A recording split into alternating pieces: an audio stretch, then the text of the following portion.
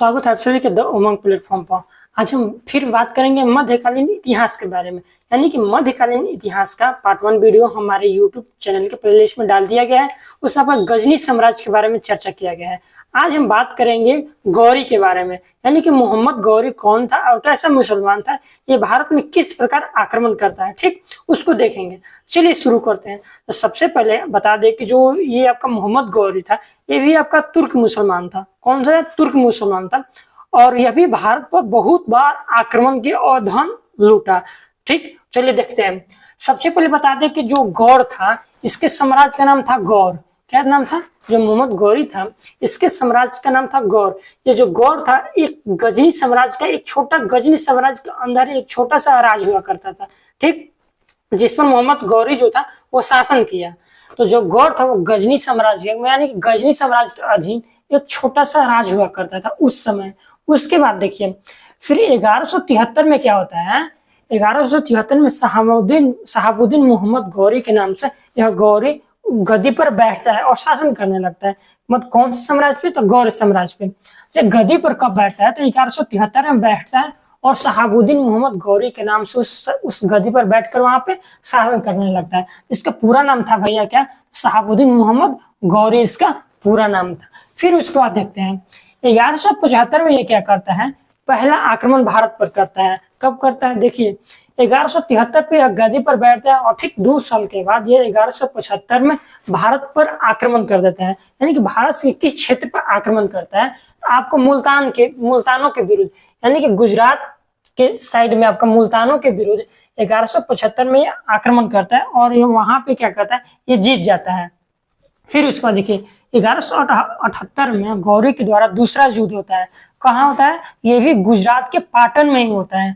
1178 में जब गुजरात के पाटन में दूसरा युद्ध यह करता है, तो उस समय वहां पर चालुक्य वंश के शासक मूलराज प्रथम या भीम द्वितीय का शासन कर रहा होता है, ठीक। जब ये 1178 में वहां पे आक्रमण करते हैं, उस समय कौन सा, किस वंश का शासक था भैया? शासन था चालुक्य वंश का शासन था। और वहां पे मूलराज प्रथम या भीम द्वितीय अपनी माँ नायिका देवी के साथ वहां पर शासन कर रहा होता है। तो ये क्या होता है, जब यह गौरी आक्रमण करता है 1178 में, तो जिनकी माँ थी नायिका देवी, वो बहुत ही अच्छी तरह से कमान उन्होंने अपने पुत्र के साथ साझा किया और उस समय यहाँ पे मोहम्मद गौरी को ये लोग मिल करके हरा देते हैं, यानी कि मोहम्मद गौरी को यहाँ पे हार हो जाती है। फिर उसके बाद 1179 में क्या होता है, 1179 में पेशावर को जीत लेता है। 1178 में तो मुल्तान के विरुद्ध ये हार जाता है, लेकिन ये हार मानता नहीं है। फिर 1179 में यह फिर आक्रमण करता है और वहां पे किसको? पेशावर को, यानी कि पंजाब के कुछ एरिया को जीत लेता है, ठीक। फिर उसके बाद 1191 में क्या होता है, तराइन का प्रथम युद्ध होता है। तराइन का अक्सर एग्जामों में ये भी पूछता है कि तराइन का जो प्रथम युद्ध हुआ था वो किस किस के बीच हुआ था। जो तराइन का प्रथम युद्ध हुआ था वो मोहम्मद गौरी और पृथ्वीराज चौहान के बीच हुआ था, जिसमें पृथ्वीराज चौहान की जीत हुई थी। तराइन का युद्ध कब हुआ था? तो 1191 में हुआ था। मोहम्मद गौरी और पृथ्वीराज चौहान के बीच हुआ था, जिसमें पृथ्वीराज चौहान की जीत हुई थी। फिर 1192 में फिर तराइन का द्वितीय युद्ध होता है। तराइन के द्वितीय युद्ध में क्या होता है, ये भी मोहम्मद गौरी और पृथ्वीराज चौहान के बीच ही होता है। लेकिन इसमें क्या होता है, जो कनौज का एक शासक था जिसका नाम था जयचंद, वो मोहम्मद गौरी के साथ मिल जाता है और वो अपने गद्दी के लिए, ताकि वो पृथ्वीराज चौहान को हरा सके, वो गौरी के साथ मिल जाता है और पृथ्वीराज चौहान को हरा देता है। तो तराइन का जो द्वितीय युद्ध हुआ था वो मोहम्मद गौरी और पृथ्वीराज चौहान के बीच ही हुआ था, लेकिन जिसमें कनौज के शासक जयचंद जो था वो किसके साथ? मोहम्मद गौरी के साथ मिल जाता है और किसको हरा देता है? पृथ्वीराज चौहान को हरा देता है, जिसके कारण पृथ्वीराज चौहान को यहाँ पे हार मिलती है।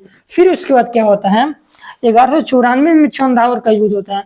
चंदावर का युद्ध में क्या होता है, जो ये जयचंद था वो तो लालच में पड़ गया था। तो 1191 में जो तराइन का द्वितीय युद्ध हुआ था उसमें हमने चौहान को हरवा दिया। किसके द्वारा? तो गौरी के द्वारा।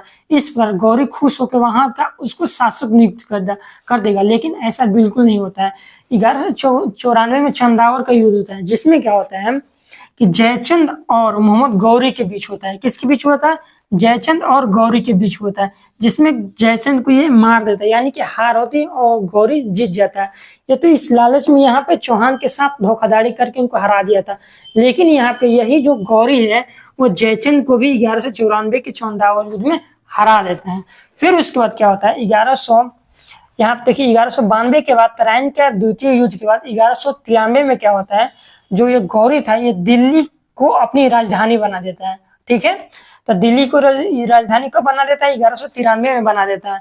फिर 94 में आपका चंदावड़ का युद्ध होता है। फिर 96 में क्या होता है, जो यह गौरी था ये अजमेर के एक संस्कृत विश्वविद्यालय था जिसको तोड़ करके वहां पे एक 2.5 दिन का झोपड़ा नामक मस्जिद का निर्माण कर देता है। ठीक, 1196 में अजमेर के संस्कृत विश्वविद्यालय को तोड़कर वहां पे क्या करता है, 2.5 दिन का झोपड़ा नामक मस्जिद का वहां पे निर्माण कर देता है। तो कौन करता है 2.5 दिन के झोपड़ा का निर्माण आपका मोहम्मद गौरी के द्वारा होता है। फिर उसके बाद होता है क्या, 15 मार्च 1206 को, ठीक, गजनी जाते समय यहाँ पे तो बहुत सारा ये कब्जा कर लिया भारत पे। फिर क्या होता है कि 15 मार्च 1206 को जब अपने राज गजनी लौट रहा था, तो रास्ते में क्या होता है कि खोखर जाति के द्वारा, इनकी खोखर एक जनजाति को बोला जाता है, इनके द्वारा युद्ध हुआ जिसमें गौरी मारा जाता है। गौरी की मृत्यु कब होता है, तब 15 मार्च 1206 को गौरी का मृत्यु हो जाता है। किसके द्वारा, तब को खोखर जनजाति के द्वारा होता है। फिर क्या होता है, जितने भी गौरी ने अपना साम्राज्य यहाँ पे विस्तार किया था, यानी कि शासन किया था, यहाँ पे जीत दर्ज किए थे, उस सारे विजयी क्षेत्रों को का नेतृत्व कौन कर रहा था, यानी किसको सौंप दिया था यहाँ पे शासन करने के लिए, तो आपका कुतुबुद्दीन ऐबक को दे दिया था। ठीक, यानी कि जितने भी विजित प्रदेश थे गौरी के द्वारा, उन सारे क्षेत्रों पर किसका आधिपत्य यानी किसका शासन चल रहा था, तो कुतुबुद्दीन ऐबक का शासन चल रहा था। ठीक, फिर यहाँ से क्या होता है, आपका सल्तनत काल शुरू हो जाता है। जैसे ही यहाँ पे 1206 में गौरी की मृत्यु हो जाती है, तब ये यहाँ पे गुलाम वंश का न्यू कुतुबुद्दीन ऐबक द्वारा 1206 में रखा जाता है। ठीक, यहाँ से आपका सल्तनत काल शुरू हो जाएगा। तो हम लोग नेक्स्ट वीडियो में सल्तनत काल स्टार्ट करेंगे। ठीक, आज के लिए इतना ही, मिलते हैं अगले वीडियो के साथ।